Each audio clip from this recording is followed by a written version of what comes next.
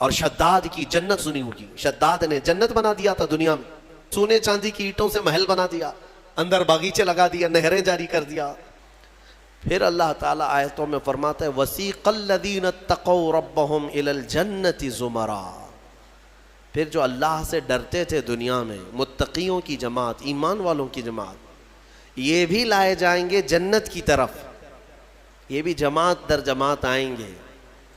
حَتَّى إِذَا جَاءُوهَا وَفُتِحَتْ أَبْوَابُهَا، جب یہ مومنین دروازے پر پہنچیں گے، جنت کے دروازے کھول دیے جائیں گے۔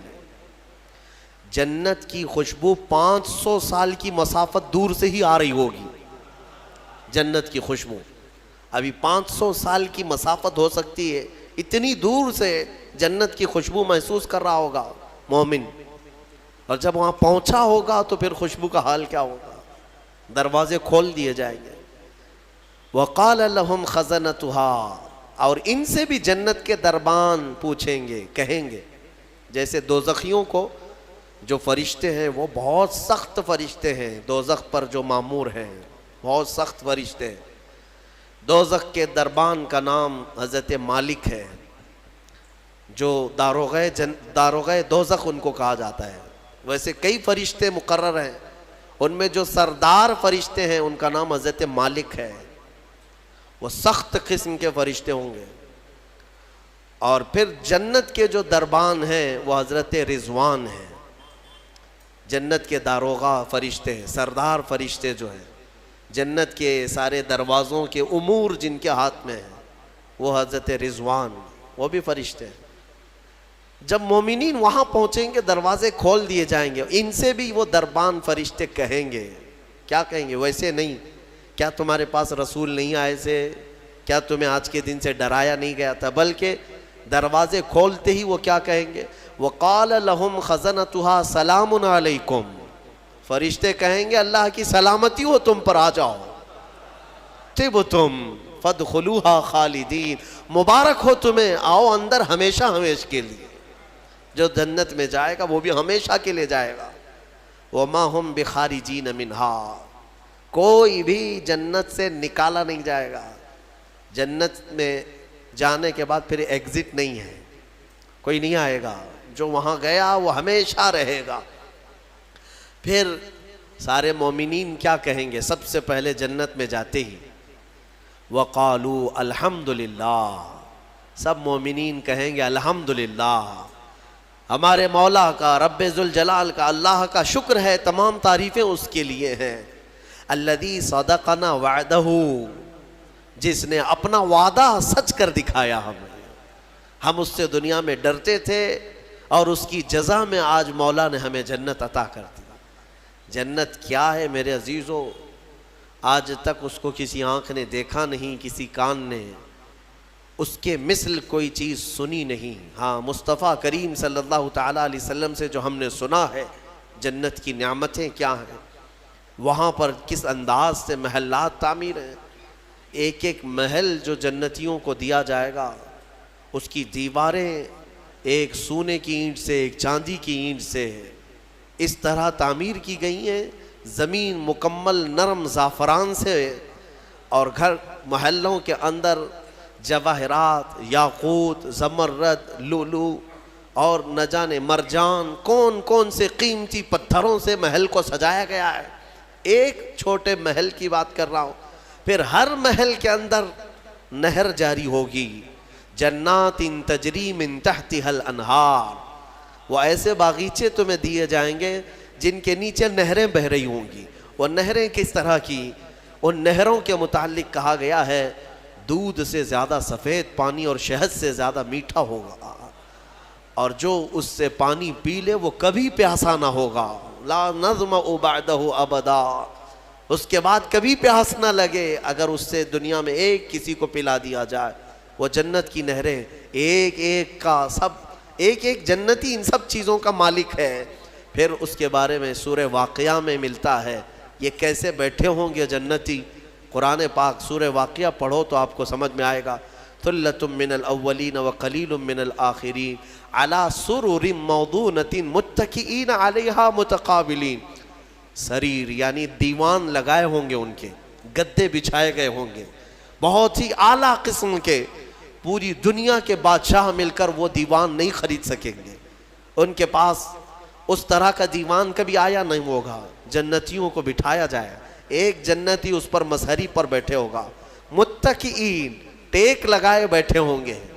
یہ جنت کے احوال بیان ہو رہے ہیں، ٹیک لگائے بیٹھے ہوں گے، اور آمنے سامنے ہوں گے دوسرے جنتی بھی، دوسرا جنتی اس طرف ہے، ایک جنتی اس طرف ہے، آمنے سامنے ہوں گے۔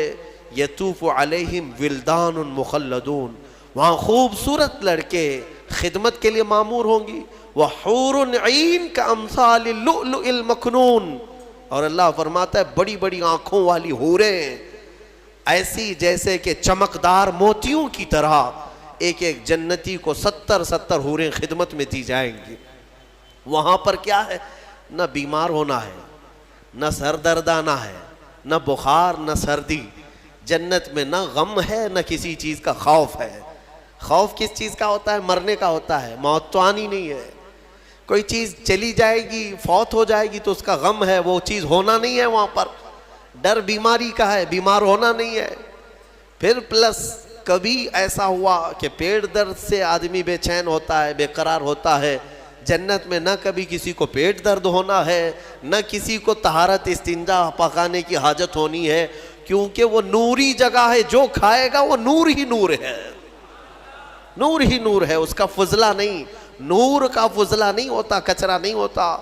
تو جنت میں کسی چیز کی فکر نہیں، اسی لیے قرآن میں جگہ جگہ اللہ نے فرمایا لا خوف علیہم ولا ہم یحزنون، نہ ان پر کسی چیز کا خوف ہوگا، نہ کسی چیز کا غم ہوگا۔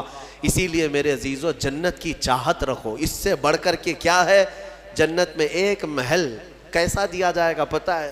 جنت فل ہو چکی ہوگی، فل ہو چکی ہوگی، سب سے اخیر میں ایک بندہ آئے گا، حساب دیتے دیتے دیتے زمانہ گزر گیا، جنتی جنت میں جا چکے، سب کا فیصلہ ہو گیا، لاسٹ آنے والا، سب سے اخیر میں آنے والا جنتی پتہ نہیں کتنے 100 سال بعد آئے گا، بخشش ہو گئی، اس کی سزائیں ختم ہو گئیں، اسے بھی نکال کر کے لایا گیا۔ جنت میں وہ آیا، دیکھا ساری جنت بھری ہوئی، سب کے محلات لگے ہوئے ہیں، ظاہر سی بات ہے انٹرنس پر سیدھے ہی آتے ہی بڑے بڑے محلات اور سب کے نام لگے ہوئے ہیں۔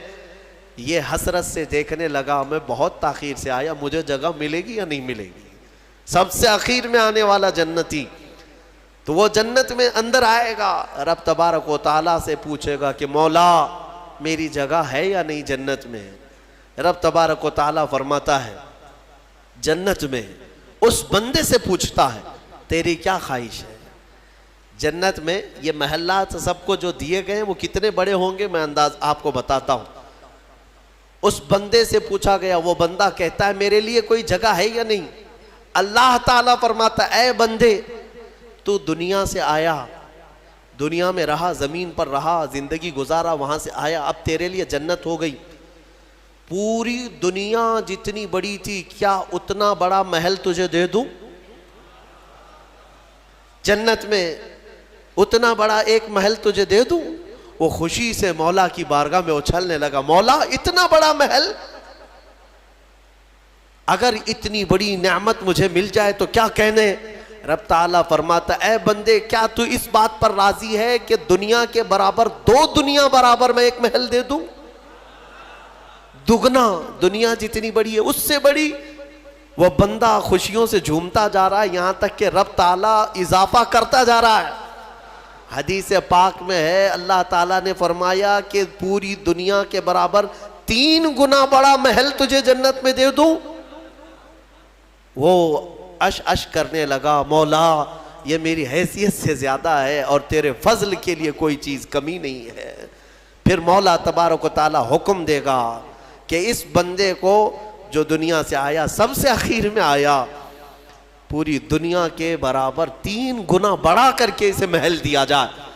یہ سب سے اخیر میں آنے والے کا ہے، جو شروع میں جا چکے ہوں گے ان کے محلات کتنے بڑے ہوں گے، اور جنت کی وسعت کو تم اندازہ بھی نہیں کر سکو گے، وہ کتنی بڑی ہے، کتنی چوڑی ہے، نہ تمہارے کیلکولیشن میں آ سکے گا، نہ حساب میں آ سکے گا۔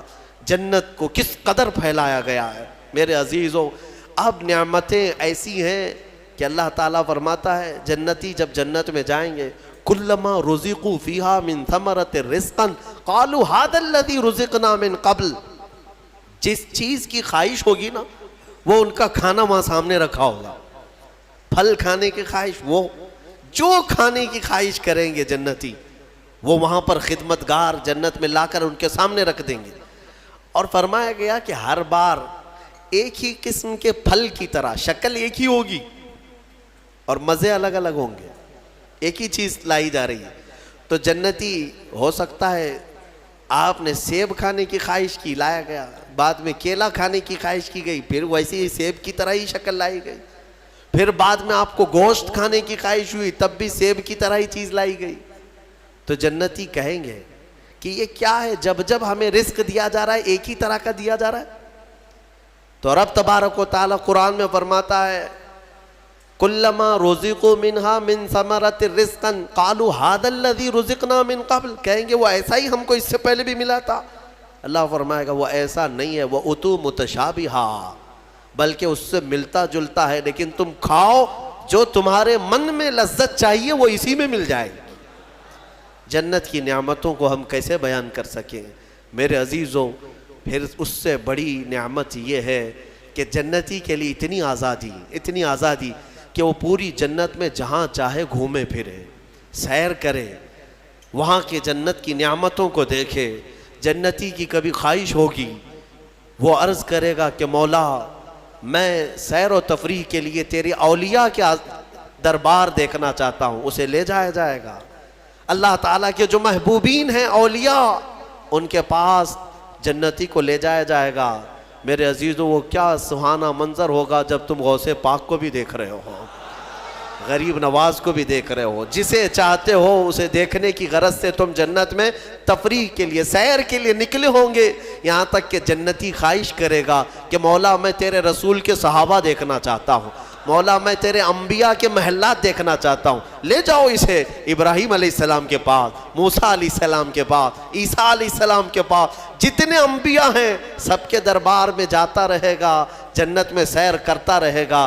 وہ وقت بھی کیسا ہوگا جب تم خواہش کرو گے مولا میں محمد الرسول اللہ کے محل میں جانا چاہتا ہوں، کہا جائے گا لے جاؤ، وہ جنت الفردوس کے اعلیٰ مقام پر ہوں گے اپنے صحابہ کے ساتھ، لیکن زیارت تمہیں بھی ہوگی۔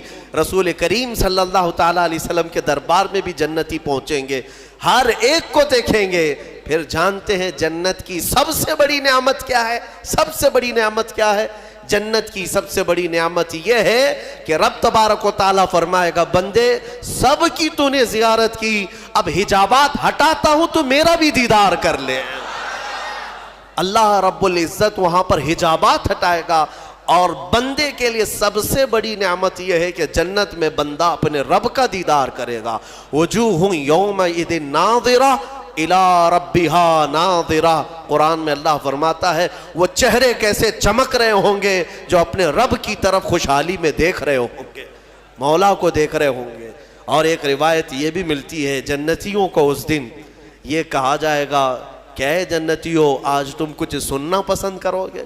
کہیں گے مولا تیری حمد، تیری ثنا، تیرے حبیب کی تعریف۔ دنیا میں گانے بجانے نہیں سنتے تھے، بچتے تھے، اپنے کانوں کو بچاتے تھے، جنت میں انہیں سنایا جائے گا۔ کس سے؟ کہا جائے گا حوران جنت کو کہ اپنی سریلی آواز سے انہیں نغمات توحید سناؤ، اللہ تعالیٰ کے حمد کی، توحید کی وہ سریلی آواز میں نغمات سناتی رہیں گی۔ جانتے ہیں جس کو سننے کا شوق ہوتا ہے وہ مدہوش ہوتا ہے۔ ہاں اللہ رب العزت کی حمد حوران جنت سے سنتے سنتے 100 سال گزر جائیں گے، 100 سال گزر جائیں گے۔ پھر رب تبارک و تعالیٰ فرمائے گا اے جنتیوں سیراب ہو گئے؟ کہیں گے مولا اور بھی ہم سننا چاہتے ہیں، اور بھی ہمیں سنایا جائے۔ پھر کہا جائے گا دنیا میں سب سے میٹھی آواز حضرت داؤد علیہ السلام کی تھی۔ داؤد علیہ السلام، لحن داؤدی مشہور ہے۔ جب داؤد علیہ السلام زبور شریف کی تلاوت کرتے تھے تو اڑتے ہوئے پرندے آسمان میں رک جایا کرتے تھے، پہاڑ وجد میں آتے تھے داؤد علیہ السلام کی آواز پر۔ تو رب تبارک و تعالیٰ فرمائے گا اے بندو کیا تم اس بات پر راضی ہو کہ میرے نبی داؤد سے میں تمہیں نغمات توحید سناؤں؟ داؤد علیہ السلام سے کہا جائے گا کہ اے داؤد آپ میرے ان بندوں کو میری حمد سنائیں۔ داؤد علیہ السلام اپنی میٹھی آواز میں جب نغمات توحید گنگنا رہے ہوں گے، 100 سال گزر جائیں گے، پتہ نہیں چلے گا، پتہ نہیں چلے گا۔ پھر مولا تعالیٰ فرمائے گا سیراب ہو گئے، تم سیراب ہو گئے۔ جنتی کہیں گے مولا تیری حمد اور بیان ہو تو اچھا ہے، اب ہاں اور ہم سننا چاہتے ہیں۔ رب تعالیٰ فرمائے گا فرشتوں حجابات ہٹاؤ، میں خود سناؤں میرے بندے سنیں گے۔ مولا کریم کیا وہ منظر ہوگا۔ اسی لیے جنت میں جانے کی تڑپ رکھو، طلب رکھو، ایسے نہیں کہ یہاں پر 4 دن کی عیاشی کے لیے جنت کو قربان کر دیا۔ یہاں تم گھوم پھر کر کے خوب محنت کر کے بھی اگر کچھ حاصل کر لیے تو کتنا کر لو گے، کتنا جی لو گے؟ مرنا تو ہے، تمہیں مرنا ہے۔ 70 سال 80 سال 100 سال جیو گے، اس کے بعد کیا ہے؟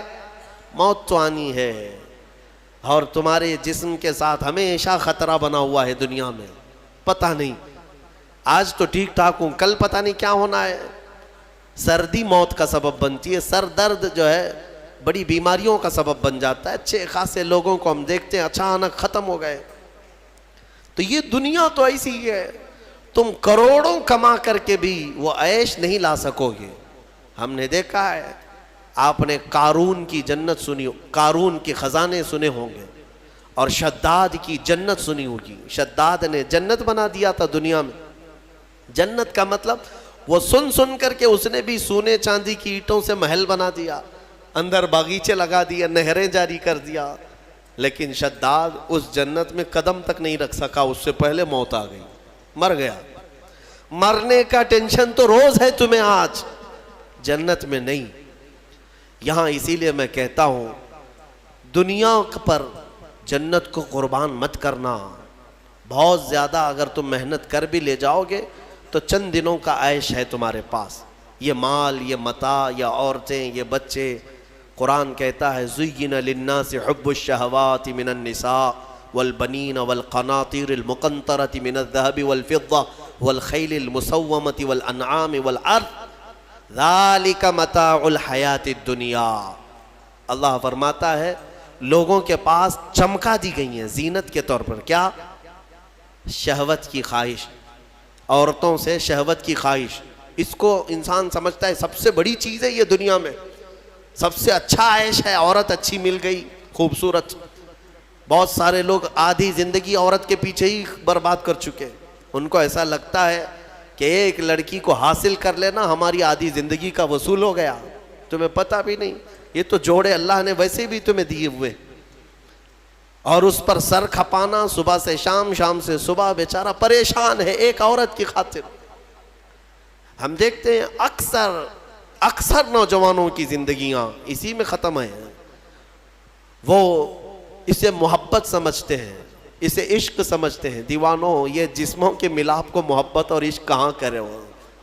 محبت اور عشق ایک بہت ہی مقدس الفاظ ہے، مقدس الفاظ ہے۔